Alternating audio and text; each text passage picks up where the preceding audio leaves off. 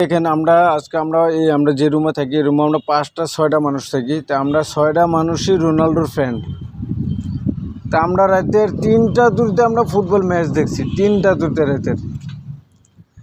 তো কখনো ভাবছি না যে এরকম হয়ে যাবে, কখনো আমরা ভাবছি না যে রোনাল্ডো ওয়ার্ল্ড কাপে যেতে পারবে না, কখনো ভাবছি না।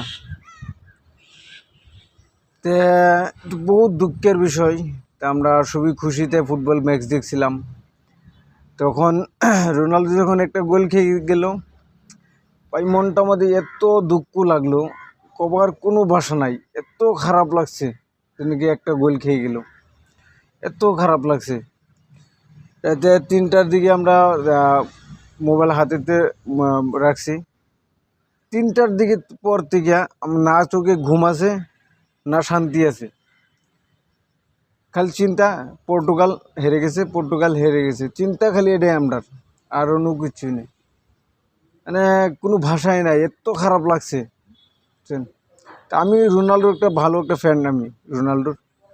তা আমি আজকে আছে মেসি আর কেভিন আছে। তো মেসির খেলা আমি দেখি না, একে আমি পছন্দ করি না মেসিকে।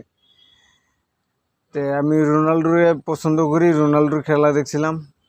তো এখন ফেল হয়ে গেছে, তখন কিছু করবার নাই। যেটা হইবে আল্লাহ সব কিছু ভালো করে, ঠিক আছে।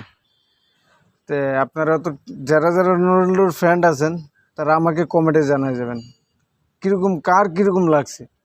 আমার ভাই প্রচুর খারাপ লাগছে, আমি কি বলবো। আমার কোন সময় আমার এরকম লাগে, আমার বুক ফেটে যাচ্ছে, এরকম লাগছে আমার। যেরকম রাতে দেখলাম যে গোল দিয়ে দিছে, এরকম লাগছে যে আমার বুকটা ফেটে যাচ্ছে, এরকম লাগছে। তো আপনারা কে কে রোনাল্ডোর ফ্রেন্ড আছেন তাই আমাকে জানাবেন, ঠিক আছে। আমাকে কমেন্টে জানিয়ে যাবেন যে ভাই আমি রোনাল্ডোর ফ্যান, আমি মানে আপনারা জানিয়ে যাবেন, আমাকে কমেন্টে জানাবেন। আর যদি ভিডিওটা আপনার ভালো লাগে একটু শেয়ার করে আপনাদের ফ্যান যারা আপনাদের ফ্রেন্ডশিপ আছে তা করে শেয়ার করে দেবেন ভিডিওটা, ঠিক আছে।